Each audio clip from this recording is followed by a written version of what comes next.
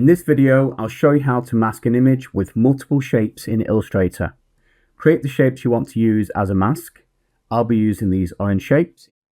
Select the shapes, right click on them and choose Make Compound Path.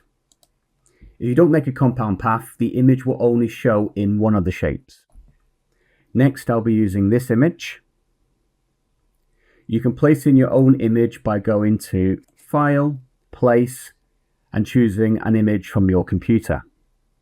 Move the image over the shapes, but ensure the image is underneath the shapes.